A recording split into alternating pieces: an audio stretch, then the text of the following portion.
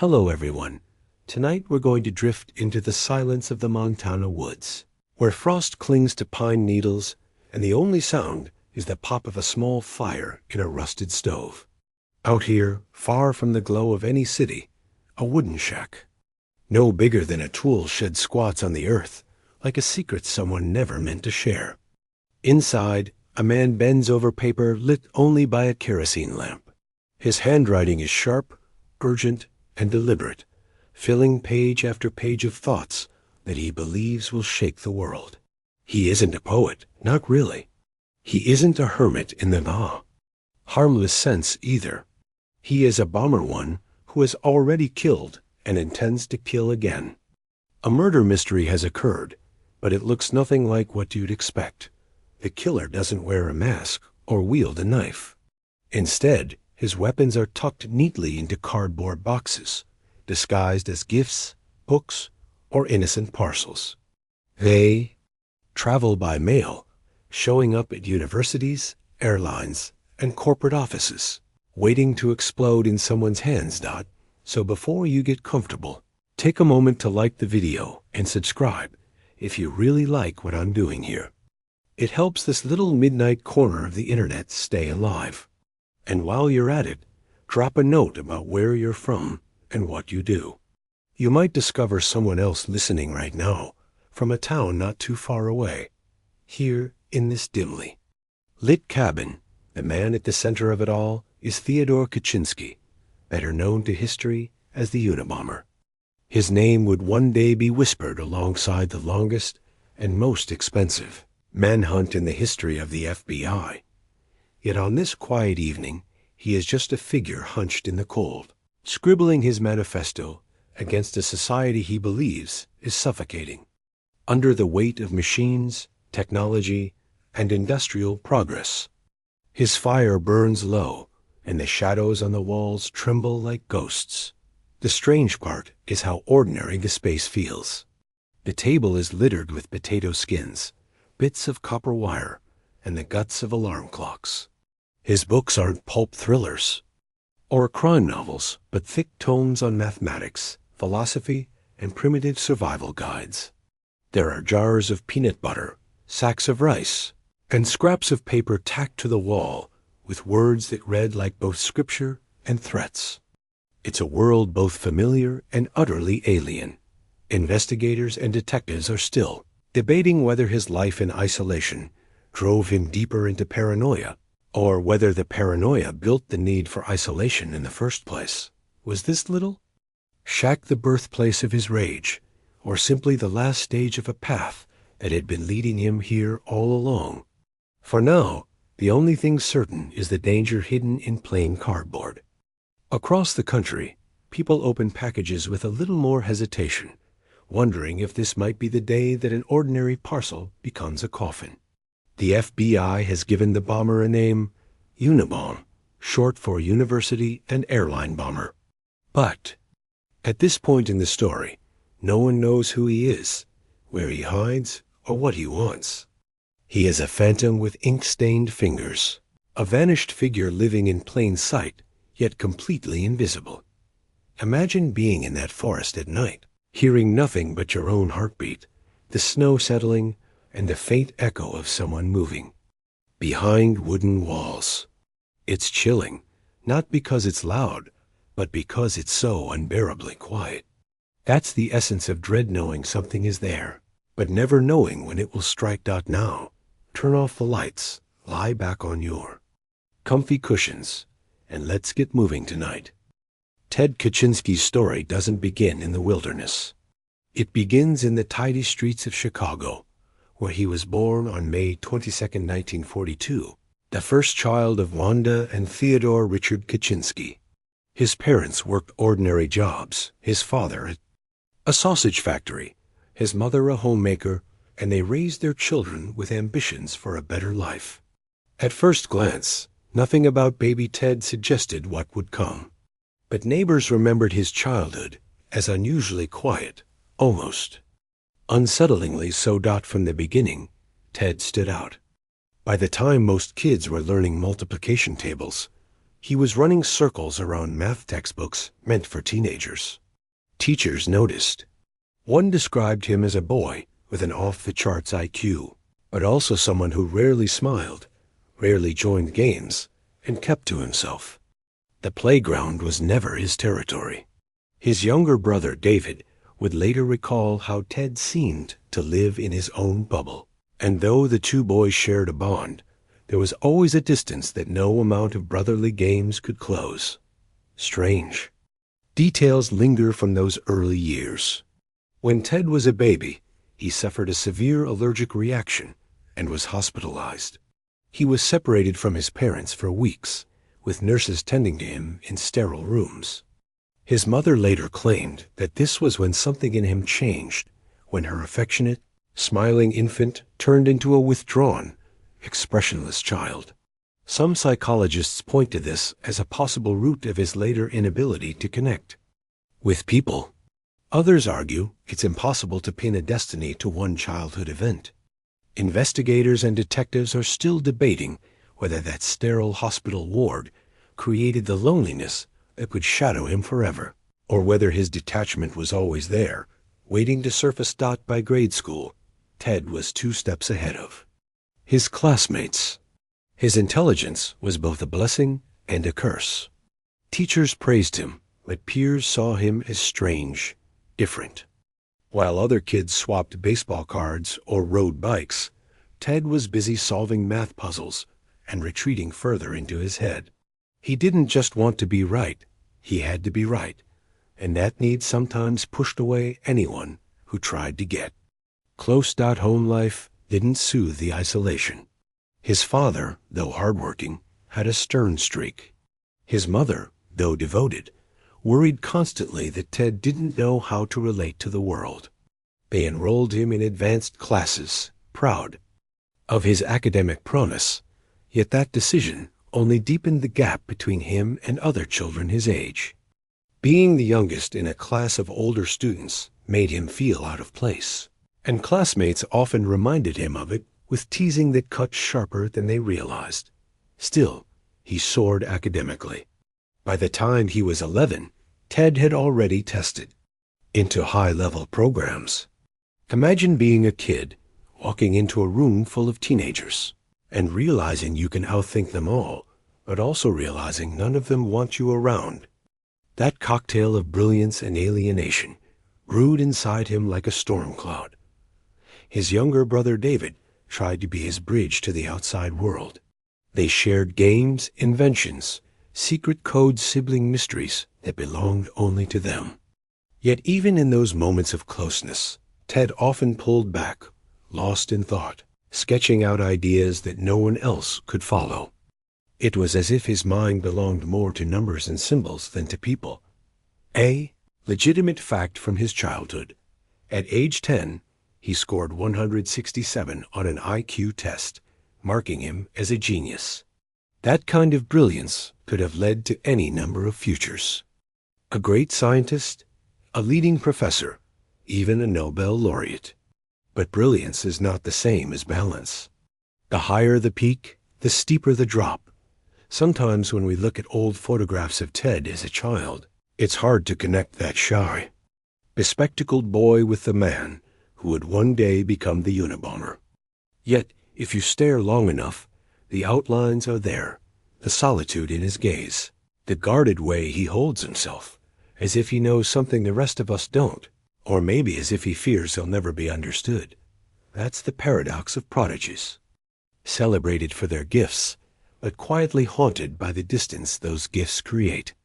And for Ted, that gap between himself and everyone else only widened with time. By the time most teenagers are fumbling with lockers and learning to drive, Ted Kaczynski was already packing his bags for Harvard. He was just 16 years old, stepping into a world that promised intellectual stimulation, but delivered something far colder. Harvard in the late 1950s was a crucible of ambition, brilliance, and unrelenting pressure. For Ted, it was also the place where his fragile connection to other people began to fracture even further. At first, the story feels almost inspiring. Imagine a skinny kid from Chicago, barely tall enough to blend into the crowd, suddenly walking into lecture halls filled with men years older. Professors marveled at his brain. He absorbed math, science, and logic with ease. He was a prodigy in the purest sense. But the human side of the Harvard experience, the camaraderie in dorms, the friendships in late-night cafes, eluded him. Roommates remembered him as reclusive, locked away with books while others socialized. And then came something darker. Ted was recruited into what would later be revealed as a strange psychological experiment run by Professor Henry Murray. On paper, it looked like an academic study of stress and personality. In practice, it was a brutal exercise in humiliation. Students were asked to write down their personal philosophies and then defend them against relentless attacks by trained interrogators. For Ted, who already felt isolated, the experience was shattering. Imagine bearing your deepest beliefs only to be mocked, prodded, and torn apart under bright lights, week after week. Some say it was just a quirky experiment. Others argue with psychological torture, especially for someone as sensitive and isolated as Ted. Investigators and detectives are still debating whether these sessions pushed him closer to paranoia, or whether they merely revealed the paranoia already within. What is clear is that Ted emerged from those years more distrustful, more suspicious, and more convinced that the modern world was hostile. The unusual detail is how meticulously the experiment was run. Electrodes monitored responses, heart rates, were measured, and every flicker of emotion was recorded. Years later, when people examined the files, they couldn't help but notice how eerily similar the setup was to early CIA mind control research.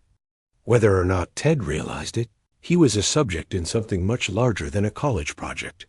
Despite all this, his academic record shone. He majored in mathematics, diving into abstract problems with a focus so intense that even his professors were stunned. By age 20, he had finished Harvard, not with friends and memories, but with scars and equations. He had no social network, no stories of wild college nights, no comforting group of peers, just knowledge and a growing resentment toward the world that had treated him like a specimen instead of a student.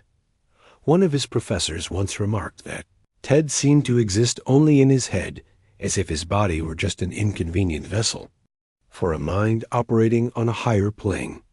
That description may sound flattering, but in hindsight, it paints a haunting picture. A young man so brilliant that reality itself felt like an interruption. When classmates looked back years later, they didn't describe him as violent or angry. They remembered a boy who barely spoke, who drifted through halls like a shadow, who could disappear into a math problem so completely that the world outside ceased to exist. In those moments, the seed of the Unabomber wasn't visible. It was dormant, buried under academic triumphs and quiet evenings scribbling proofs. But it was there, waiting, a legitimate fact. His undergraduate thesis was so advanced in complexity that even today, only a handful of mathematicians claim to fully understand it. Think about that. At just 20 years old, he was already leaving behind work that could stump future experts. And yet, what did all this brilliance bring him? Not joy, not friendship, not belonging, only more distance, more suspicion, more silence. When Ted walked across the stage to receive his degree, the crowd cheered for the prodigy. But he must have felt the applause as something hollow, as if it belonged to someone else. He wasn't celebrating. He was retreating further into himself, carrying with him not just a diploma, but the invisible weight of experiments, humiliation, and a loneliness so deep it echoed like footsteps in an empty hall. Graduating from Harvard should have been the beginning of a bright future, and in some ways it was. Ted Kaczynski moved on to the University of Michigan, where he pursued a PhD in mathematics. Once again, his raw intellect made an impression. Professors admired the precision of his thinking, the way he could cut through impossibly tangled problems and lay them out in neat, elegant proofs. By age 25, he had completed his doctorate, producing a dissertation so advanced that mathematicians later admitted they struggled to follow it. For a moment, Ted seemed poised to take his place among the academic elite. In 1967, he accepted a position as an assistant professor at UC Berkeley. Imagine that still in his 20s, lecturing in front of rooms filled with students who weren't much younger than him. On paper, it looked like the perfect trajectory.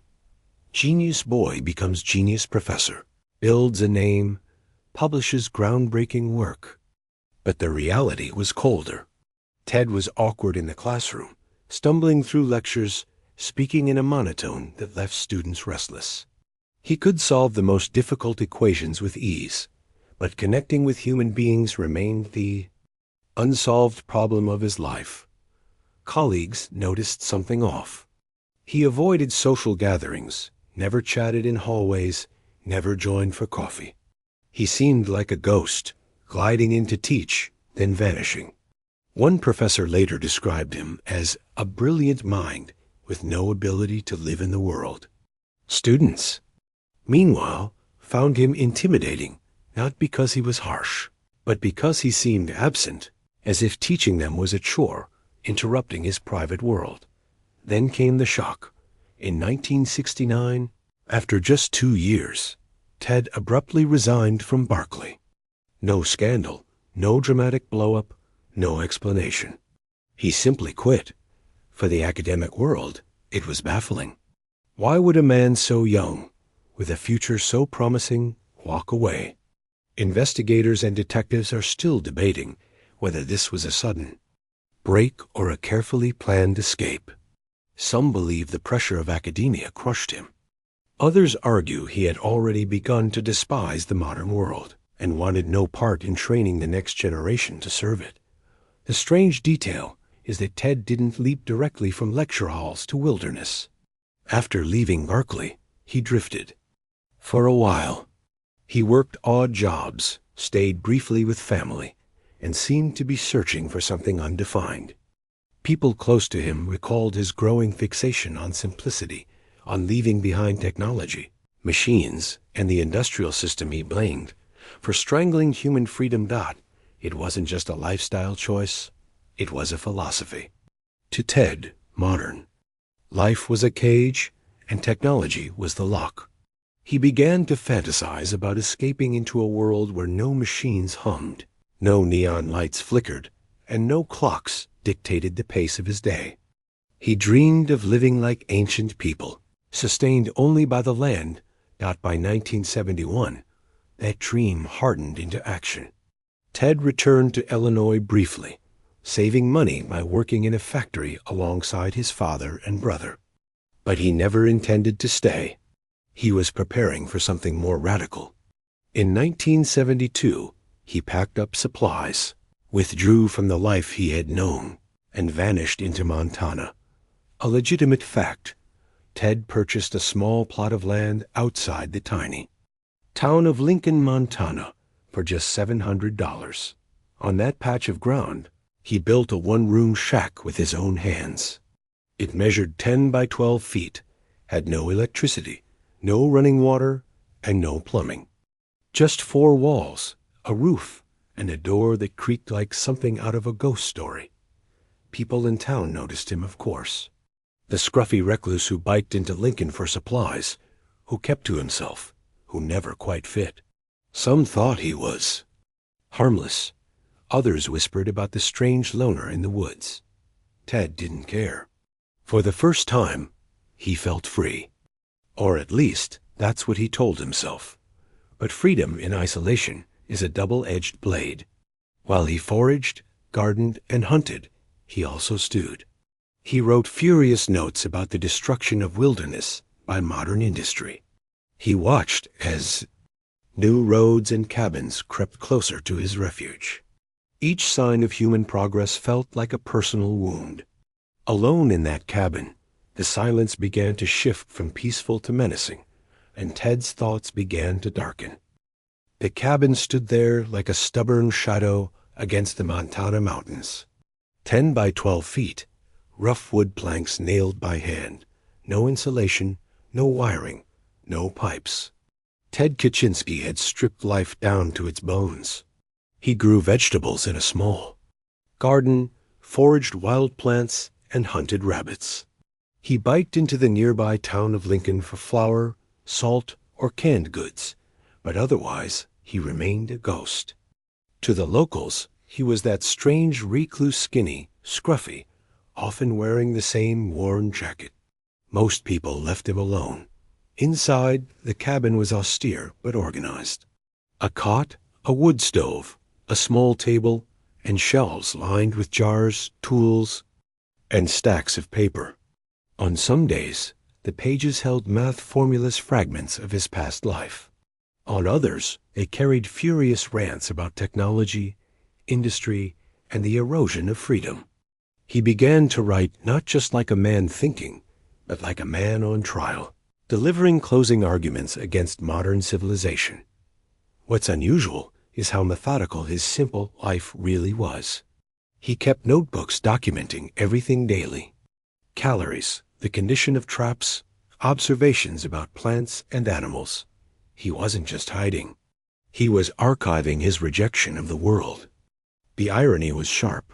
In order to separate from society, he had to study it obsessively.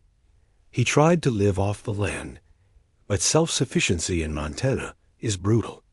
Winters bite hard. Crops fail. Rabbits disappear into burrows. Ted compensated by relying on town stores more often than he wanted, a reminder that he couldn't fully sever the cord. This gap between his dream and reality gnawed at him. He wanted purity, no machines, no dependence, but the world kept leaking into his solitude. One fact often overlooked: during this period, Ted experimented with primitive weapons and survival techniques. He built crude bows, tried tanning hides, and tested wild plants for edibility. But he also practiced crafting small, precise objects with wires and tool skills that would later translate into something far deadlier. Investigators and detectives are still debating whether his isolation was the spark or just the incubator. Did the cabin itself transform him, or did it simply give his growing resentment a quiet place to mature? What's undeniable is that by the mid-1970s, Ted had begun writing about revolution. His journals from this time drip with anger about roads being built near his land, chainsaws echoing in the forest, airplanes streaking across the sky. He wrote that industrial society was crushing freedom, and that violent resistance was the only answer. And yet, there were moments of stillness. He once described walking into untouched wilderness and feeling peace so profound he wanted to weep. But when those places were destroyed by bulldozers or new developments, the peace flipped instantly into rage. The contrast between those two feelings, ecstasy and solitude, fury at intrusion, became the rhythm of his life. Locals sometimes saw him ride into town, his bike loaded with sacks of supplies. He barely spoke. If forced into conversation, he answered curtly, then slipped away. Children whispered stories about the hermit in the woods. Most adults shrugged it off. After all, plenty of people moved to Montana to live off-grid. One more loner didn't seem remarkable. But inside that cabin, Ted was transforming. Each season in the woods made him more convinced that modern life was poison. Each intrusion hardened his belief that resistance wasn't optional, it was necessary. And when he realized that simply withdrawing wouldn't be enough, that the machine would keep spreading no matter how deep he hid, he began to imagine another path. A path where cardboard boxes and carefully wound wires would carry his fury into the heart of the world he hated. The first bomb didn't look like a weapon. It looked like a package, the kind you might find on a desk or tucked under an arm, waiting to be delivered. In 1978, Ted Kaczynski decided to carry his war against modern society out of the forest and into the world. He built a crude device wooden box, nails, match heads, bits of scrap metal, and carefully disguised it as a parcel. Then he slipped it into circulation, letting curiosity do the rest. The package was found at Northwestern University in Illinois, addressed to a professor. But when the parcel was opened, it exploded. The blast wasn't powerful enough to kill, but it caused injuries and confusion. Investigators quickly realized they were dealing with something more sinister than a prank. The bomber had designed the device to function with almost no traceable components, assembled with such precision that experts marveled at his craftsmanship. And here's the strange detail. Ted actually mailed that first device to himself. Or, rather, he tried to make it appear as though it had been sent from one place to another, masking the origin. It was a clumsy start, but the FBI took note. A pattern was forming. Over the next years, more devices appeared, each one a little more sophisticated, a little more deadly. One bomb went off aboard an American Airlines flight, filling the cabin with smoke and forcing an emergency landing. Miraculously, no one was killed, but it rattled the entire aviation industry. The FBI began to take the case seriously, assigning it a code name, Unabomber, short for University and Airline Bomber.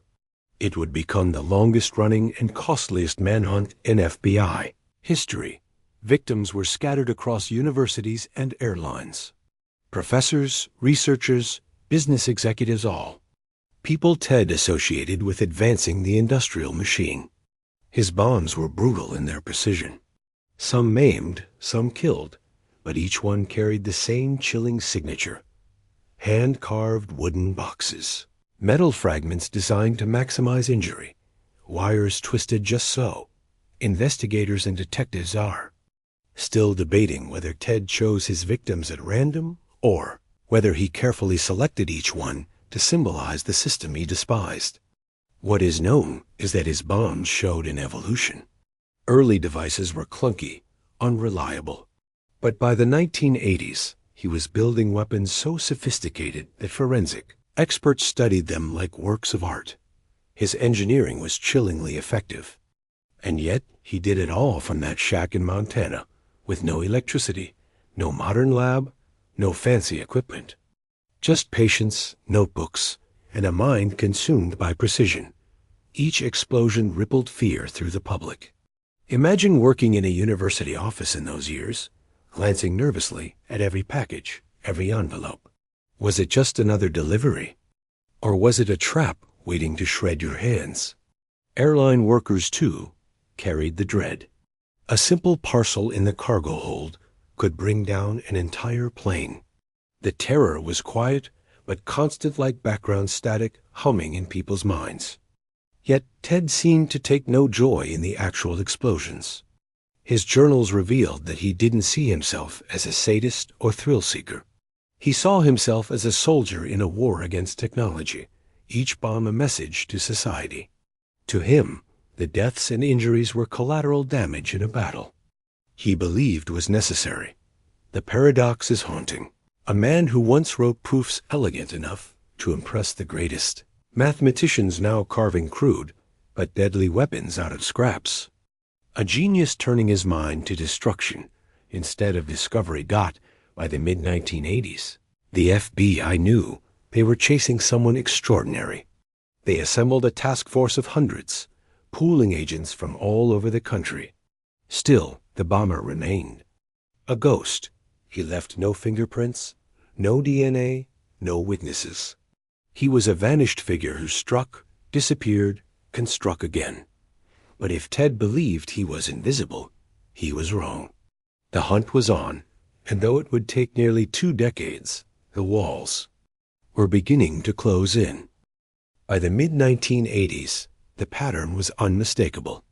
Every year or two, a bomb would surface, sometimes at a university, sometimes in the mailroom of an airline, sometimes at the desk of a corporate executive. No one could predict the timing, but the method was consistent. carefully crafted wooden boxes, an almost artistic attention to detail, and explosions powerful enough to maim or kill. Each device seemed to whisper, "You're not safe. Not in your office, not on your plane, not anywhere." The victims were varied. A computer store owner in Sacramento lost his life when he opened a package. A graduate student at Berkeley suffered severe injuries from a bomb tucked into a hallway. An airline president received a parcel filled with sharp fragments designed to tear flesh. The randomness made the terror worse. These weren't politicians or generals. They were ordinary academics, scientists, and business people. They were chosen not for who they were personally, but for what they represented, the machine of modern society. And here's the strange detail. Ted signed some of his devices with tiny, almost hidden clues. For instance, the initials FC, etched into metal parts, a mark investigators puzzled over for years. It stood for Freedom Club, the imaginary collective Ted invented to give his campaign a voice larger than himself. He wanted the world to believe there was a movement, not just a solitary man in a shack. The devices themselves fascinated and horrified investigators. Each was handmade, often using wood he carved himself, screws and wires stripped from junk, and pieces of scrap metal shaped into shrapnel. Despite the primitive tools, his bombs were ingenious, containing anti-tampering mechanisms that injured bomb technicians and investigators who tried to disarm them. He had no power tools, no lab, no electricity, yet he built machines that outsmarted experts with millions of dollars in resources. The FBI collected fragments from each explosion, studying the grains of wood, the solder joints, even the handwriting on packages. They noticed his letters were often blocky, almost mechanical, as if he were disguising his natural style. Every clue led to another dead end. A bomb that looked like it came from Chicago might have been mailed from California. A piece of wood, unique to Montana, might have traveled hundreds of miles before being used. It was a hall of mirrors, and the bomber seemed to enjoy watching investigators stumble through it. Investigators and detectives are still debating whether Ted's randomness was deliberate misdirection or simply the nature of his rage. Was he playing chess with the FBI, moving pieces to confuse them? Or was he lashing out whenever his anger boiled over, leaving chaos in his wake? Meanwhile, his tally grew.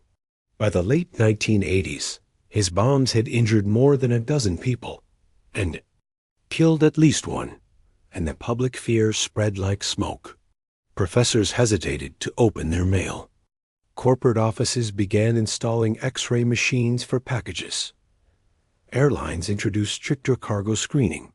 The shadow of a single man had changed the way America handled something as ordinary as a cardboard box. And yet, Ted was still invisible. The FBI circulated sketches of a possible suspect, based on a lone witness who described a man in a hoodie and aviator sunglasses leaving a bomb at a computer store. But the sketch could have been anyone. 1,000 men in America looked like. That drawing got Ted, back in his cabin, read the news clippings, cut them out, and pasted them into his journals. He measured his impact like a scientist tracking an experiment. Each article was proof that his war was working, that society was listening, even if it didn't know his name. But with every bomb, the neck tightened. The FBI's Unabomber task force was expanding, growing restless.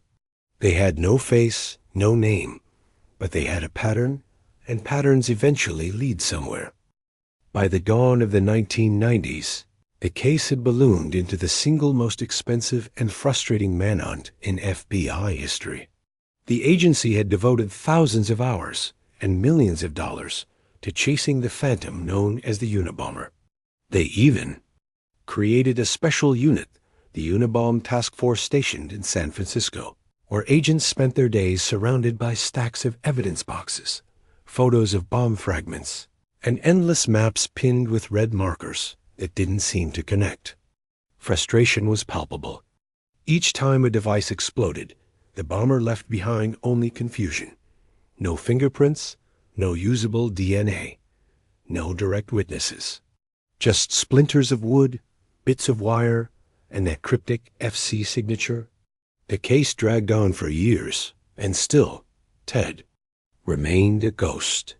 The public grew restless, wondering how the world's most powerful law enforcement agency couldn't stop a single man mailing bombs from rural America. Here's a strange detail. At one point, the task force consisted of more than 150 full-time investigators, analysts, and support staff. They had one of the largest investigations ever assembled, and yet they were chasing someone who worked alone in a cabin without electricity. The imbalance was almost absurd high-tech law enforcement against a hermit with hand tools. And the hermit was winning. The FBI tried everything. They cross-referenced purchase records for nails, batteries, and chemicals. They traced wood grains from bomb casings back to possible lumber yards. They even sent agents undercover into university mailrooms, hoping to catch the bomber planting a package. Nothing worked. Every path bent into a dead end. Investigators. Detectives are still debating whether the Bureau's reliance on technology actually slowed the case. Some argue they were so focused on databases, computer models, and forensic science that they missed the simplest approach, looking for a man whose life story matched the profile of a genius turned recluse. In hindsight, the profile pointed straight to Ted Kaczynski, but at the time, the FBI was drowning in too much data and too few leads. Inside the task force, tension mounted. One faction believed they were dealing with a disgruntled academic, someone with advanced technical knowledge, and a grudge against universities. Another faction thought the bomber was part of a larger domestic terror cell, maybe even international. The lack of consistency in targets made it harder. Was this ideological warfare? Personal revenge?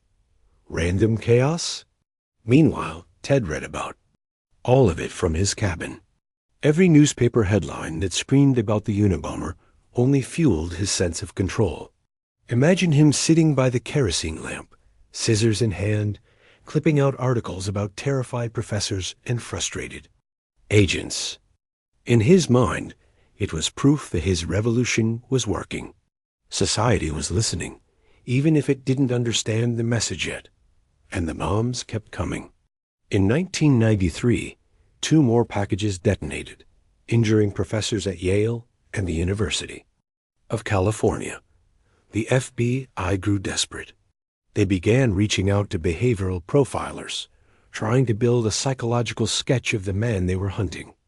The profile described him as white, male, highly intelligent, possibly a loner living in rural isolation. It even suggested he might have ties to Chicago or Montana. The description was eerily accurate, but without a name, it meant little.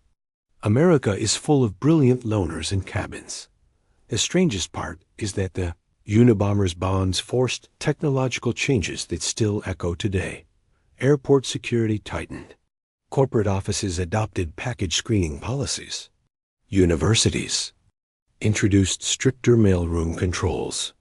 In a way, Ted was shaping the very technological landscape he despised by provoking the world to respond with even more surveillance and systems. As the 1990s unfolded, one truth became clear. This wasn't just about bombs anymore. The Unabomber had something bigger in mind. He wasn't content with fear alone. He wanted his ideas, his philosophy of destruction and rejection of progress, to be read by millions. And soon, he would demand just that. In 1995, a new chapter of the terror campaign opened not with an explosion, but with a letter. The Unabomber reached out directly to newspapers, sending a 35,000-word document he called his manifesto. It was a sprawling essay, dense and uncompromising, titled Industrial Society and Its Future. The demand was simple: publish it nationwide, and he would halt the bombing campaign. refuse, and the killing would continue. The manifesto was unlike anything the FBI or the public had ever seen from a bomber. It wasn't a list of threats or a crazed jumble of words. It was coherent, methodical, and philosophical, an argument against modernity itself. Ted wrote that technology was enslaving humanity, stripping people of autonomy, replacing natural human life with artificial systems. He declared that the Industrial Revolution had been a disaster for the human race. If society did not abandon its obsession with progress, he argued, it would collapse under its own weight. What was unusual was how articulate it all was. Most terrorists scribble slogans or rant incoherently. Ted wrote like an academic. His manifesto quoted history, analyzed psychology, and framed his bombing campaign as necessary propaganda by deed. He wanted his words to ignite rebellion, not just fear. The FBI faced a dilemma. On one hand, giving a terrorist a platform could set a dangerous precedent.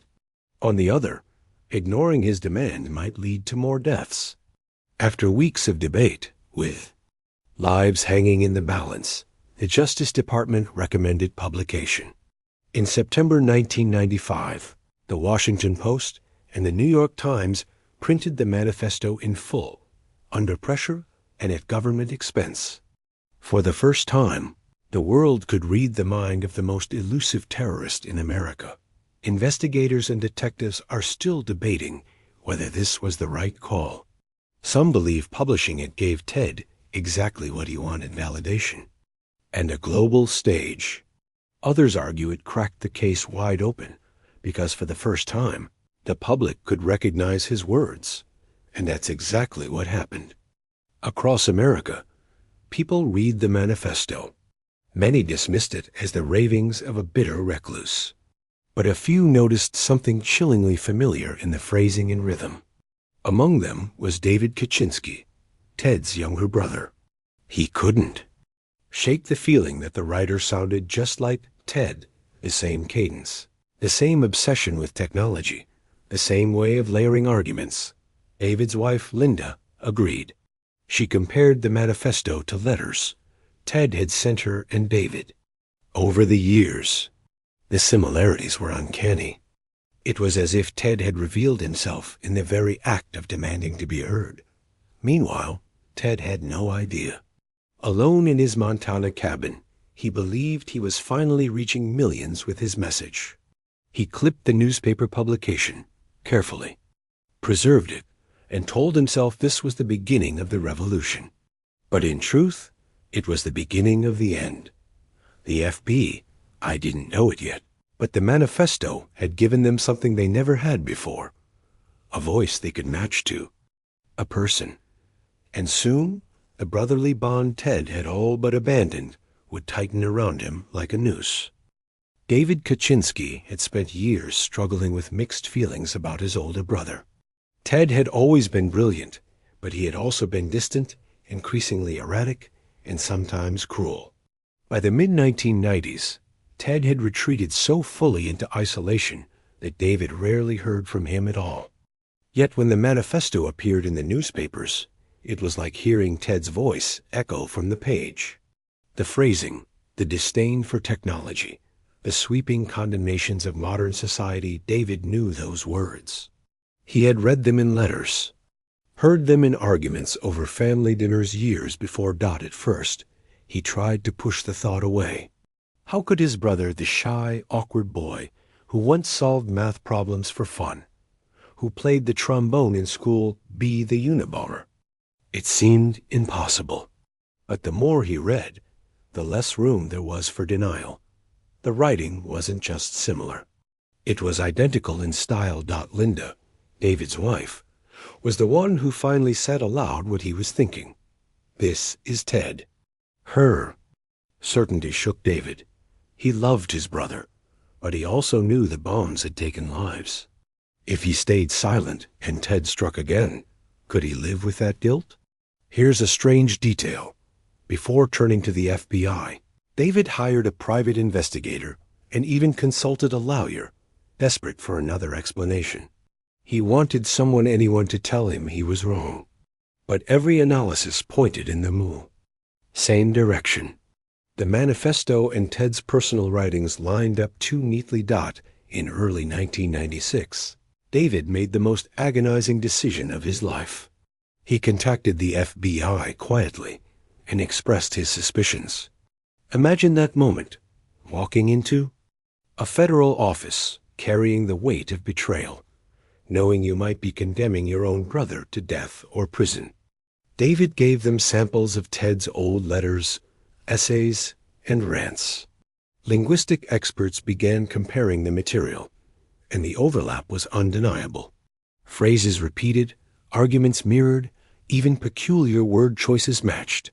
The walls around Ted were beginning to close in. Investigators and detectives are still debating whether the FBI would have ever solved the case without David's tip. Many argue the manifesto was the turning point, but only because it triggered recognition from someone close to Ted. Without that family connection, the case might have dragged on for another decade. Meanwhile, Ted was oblivious. In his cabin, he believed he had finally outsmarted the system, forcing the largest newspapers in America to publish his philosophy. He didn't know his words had betrayed him more effectively than fingerprints ever could. The FBI, cautious not to spook him, began building a careful strategy. They didn't want another bomb to go off if Ted suspected he was being hunted. Surveillance of Montana intensified. Agents pored over David's information, searching property records and tracking Ted's movements. Slowly, the image of the mysterious hermit matched the shadow they'd been chasing for nearly 2 decades. And so, while Ted thought he was invisible, his own family had lit a spotlight over him. The chase was nearing its climax, and the hunter was about to step into the trap he never saw coming. By early 1996, the FBI's net was tightening. After nearly 18 years of dead ends, they finally had a name: Theodore John Kaczynski. But having a suspect wasn't enough. They needed solid evidence, and they needed to catch him without triggering another tragedy. The task force shifted into a new gear. Agents began discreetly surveilling Lincoln, Montana, the tiny town closest to Ted's remote cabin.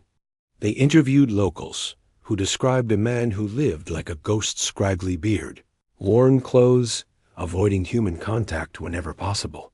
He rarely came into town, and when he did, it was for supplies: flour, salt, and sometimes odd items like chemicals or scrap metal. People thought he was just another eccentric backwoods hermit. No one imagined he might be the most wanted man in America. Here's a strange detail. Ted's cabin sat on less than 2 acres of land, but inside those walls he had built a universe of his own. There was no electricity, no plumbing, just shelves of books, piles of tools, and meticulously crafted devices. In that cramped 10 by -12 shack, he planned a campaign that had rattled the entire nation. The FBI's biggest fear was that Ted might have rigged his cabin with explosives. If they moved in too aggressively, he could take himself and half the agents with him. Negotiators even floated the idea of trying to lure him into town, but Ted rarely left. Finally, they decided the safest move was to approach quietly, catch him off guard, and hope his paranoia hadn't pushed him into a trap-laying frenzy. David Kaczynski, meanwhile, lived in torment. He had hoped the FBI might quietly investigate, and perhaps even offer Ted psychiatric help. But the reality was harsher. The Bureau had a serial killer in their sights, and they were preparing for a tactical strike. David later admitted he spent sleepless nights wondering if he had signed his brother's death warrant. Investigators and detectives are still debating whether the FBI handled the final approach with caution or with luck. Some claim Ted's capture could easily have turned violent had he resisted or triggered an explosive.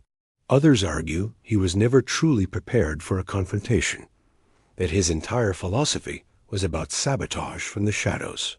not gunfights at the Dordogne in April 1996. Agents moved in.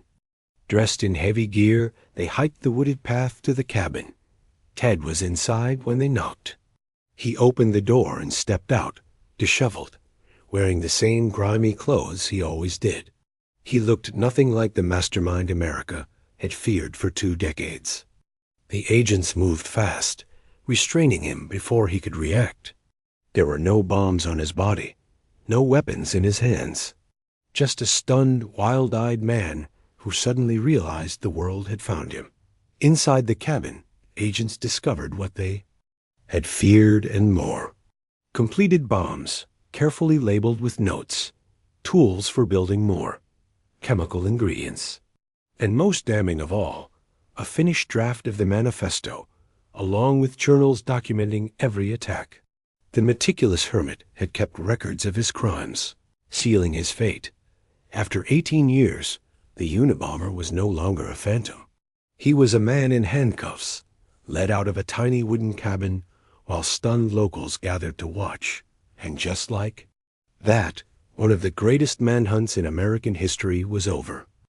News of the arrest spread like wildfire. On April 3, 1996, headlines blared across the world. Unabomber suspect captured in Montana. After years of fear, speculation, and dead ends, the elusive figure who had haunted universities and airlines was finally in custody. The image of Ted Kaczynski being led away, a frail-looking man with tangled hair and an unkempt beard, was almost anticlimactic. People expected a towering figure of menace, not a hermit who looked more like a castaway at a terrorist dot, yet appearances were deceiving. Behind the disheveled exterior lay the mind of a man who had kept the FBI chasing shadows for nearly 2 decades. Investigators now had to prove what the public already believed, that Ted Kaczynski was the Unabomber. Inside the cabin, agents cataloged a treasure trove of evidence. They found 40,000 pages of handwritten journals, bomb-making diagrams, and a live bomb ready to be mailed. They also discovered personal writings that matched the style of the manifesto word for word. The tiny shack was less a home and more a laboratory of sabotage, each corner packed with tools of destruction and scraps of philosophical rants. Here's an unusual detail. Ted had built tiny wooden containers for transporting his bombs, carving them with the precision of a craftsman. One investigator described them as disturbingly elegant, almost like wooden jewelry boxes, except they were designed to kill. The juxtaposition of delicate handwork and brutal intent was chilling. Legal system now faced a dilemma. Prosecutors wanted the death penalty. The FBI and Department of Justice believed Ted's crimes, 3 dead, 23 wounded, nearly 2 decades of terror warranted nothing less. But there was another problem, Ted's mental state. His defense attorneys argued that he was a paranoid schizophrenic, incapable of rational judgment, and that executing him would be a miscarriage of justice. This debate raged both inside and outside the courtroom. Investigators and detectives are still debating whether Ted's mental illness drove his crimes or simply amplified a dangerous ideology he already held. Was he a madman lashing out at a world he couldn't understand, or a cold, calculating terrorist who used philosophy as a cover for violence? Adding to the drama, Ted clashed constantly with his defense team. He didn't want to be portrayed as mentally ill.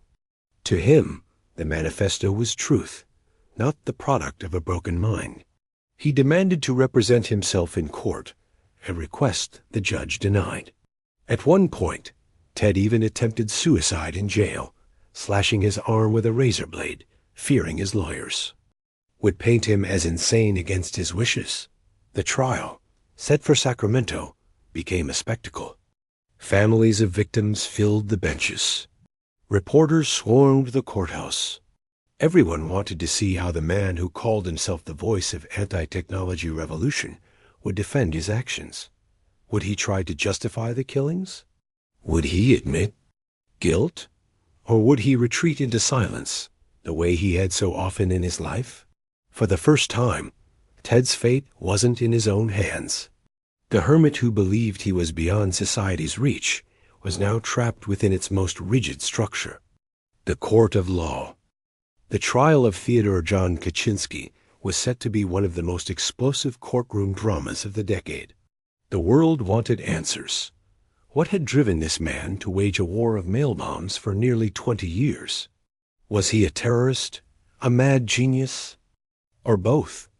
But before jurors could even be sworn in, the case twisted into something stranger. The defense team was preparing to present Ted as mentally ill, arguing that he suffered from paranoid schizophrenia.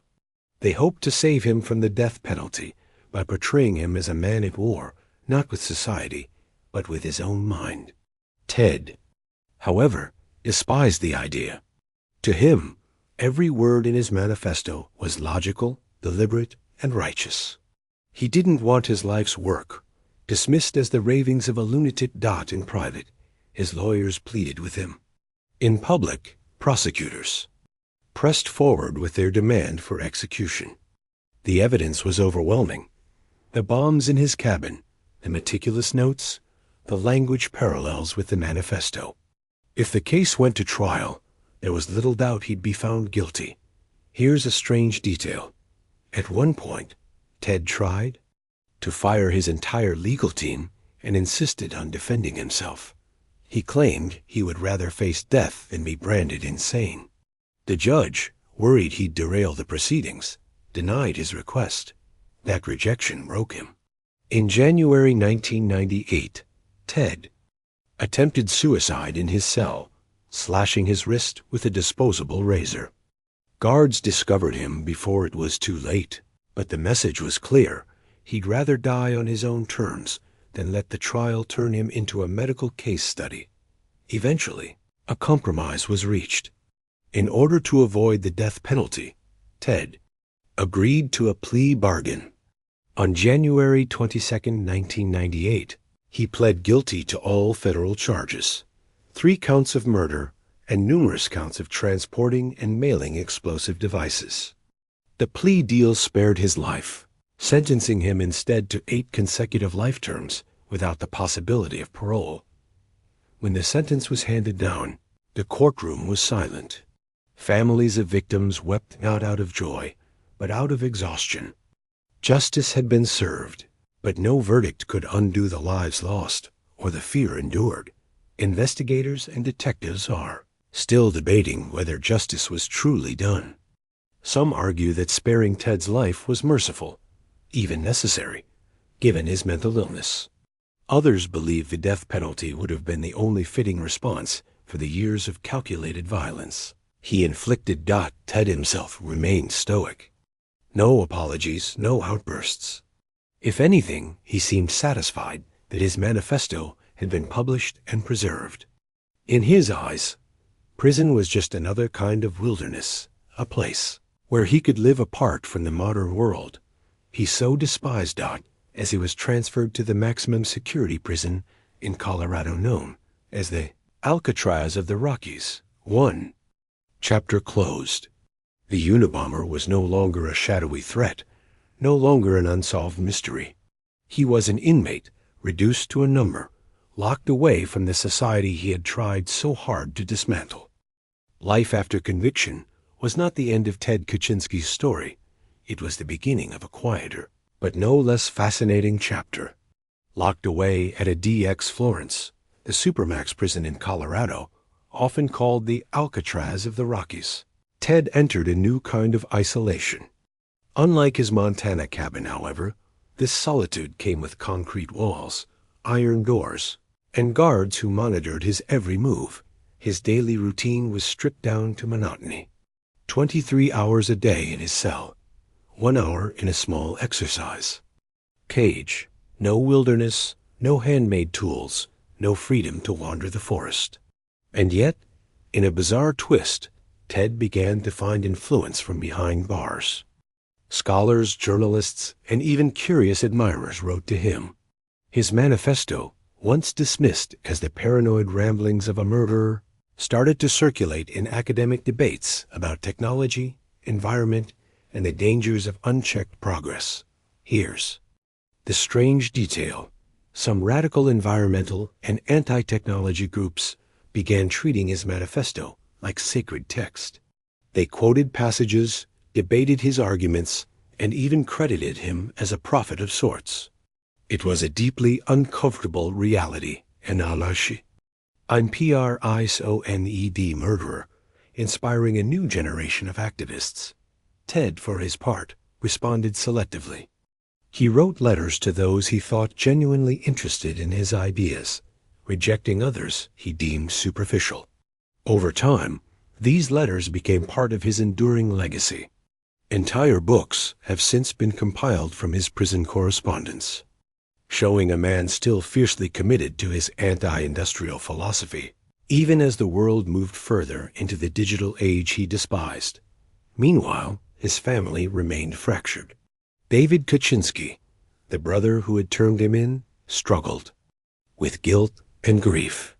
He became an advocate against the death penalty, using his own story to argue that justice should not come at the cost of state-sanctioned execution. But the brothers never reconciled. Ted refused contact, harboring resentment until the end. Investigators and detectives are still debating whether Ted's continued influence should be considered dangerous or simply academic.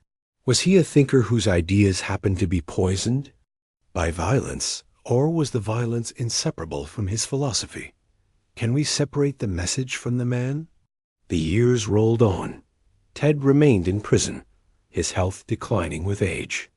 Yet letters kept arriving, books continued to cite him, and the Unabomber myth lingered in popular culture. He became a symbol not just of terror, but of the uneasy tension between genius, madness, and ideology. It is strange, almost haunting, to think that the man once known for living in a shack without electricity could continue to shape conversations about technology in an age of smartphones, satellites, and artificial intelligence, all from within a locked cell. Ted Kaczynski's story did not simply fade with his imprisonment. For decades, the Unabomber remained both a symbol of terror and a subject of fascination. Documentaries, podcasts, college lectures, even television dramas kept revisiting his crimes. He had become part of the modern mythology of crime, standing alongside names like Zodiac, Manson, and Bundy. Yet, unlike those cases, Ted's story carried a unique twist. His ideas lived on, debated long after his bombs stopped exploding. In June 2023, news broke that Ted had died in prison at the age of 81. The cause was suicide. Even at the end, he chose control over surrender, echoing the same stubborn autonomy that had defined his life. For some, it was closure. For others, it stirred up old wounds, reopening debates about how a man so brilliant had turned his intelligence toward destruction. Here's an unusual detail. In his final years, Ted had been transferred from a DX Florence to a federal medical facility due to cancer. The hermit who once prided himself on self-reliance now lived under constant medical supervision. It was a cruel irony. The man who loathed modern systems ended up dependent on one to survive. And so the debates continue.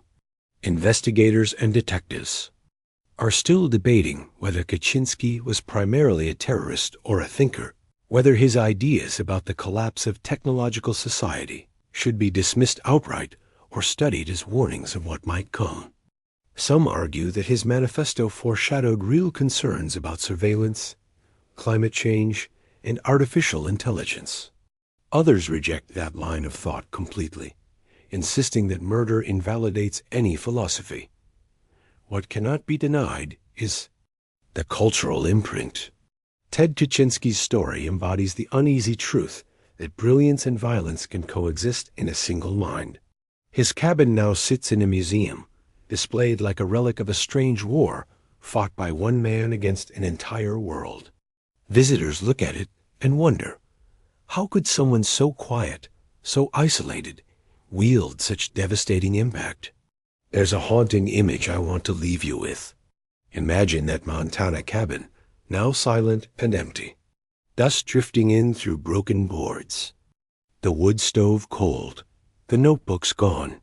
Outside, the forest grows taller, swallowing the ground where Ted once walked barefoot. Nature heals, covering the scars left by a man who thought he was fighting for it. And that's the story of the Unabomber, a life that began in promise, descended into darkness, and ended in silence. So, as the lights dim and your mind drifts, I want you to think about the strange legacy of Ted Kaczynski. A man who could have lived as a quiet professor, instead chose to carve his name into history with fire and steel. A man who saw the future unfolding and decided he could not live with it, so he tried to make the rest of us feel his pain. There's something unsettling about how ordinary he once was. A child who excelled in school. A math genius at Harvard. A recluse in the woods. None of it suggested serial bomber. And yet, in hindsight, the signs of isolation and anger were always there, smoldering beneath the surface until they erupted. And maybe that's what makes his case linger in our imaginations. Not the bombs, not even the manifesto, but the thought that intelligence can turn inward, that brilliance can sour into destruction. It's the fear that the next Ted Kaczynski might already be out there, unnoticed, unseen, quietly convincing themselves that the world must burn. But for now, let's set aside the unease. Let the forest grow back in your mind. Let the night soften the harsh edges of this story. Now, turn off the lights, lie back on your comfy cushions, and let the quiet carry you. We've reached the end of this long, strange journey.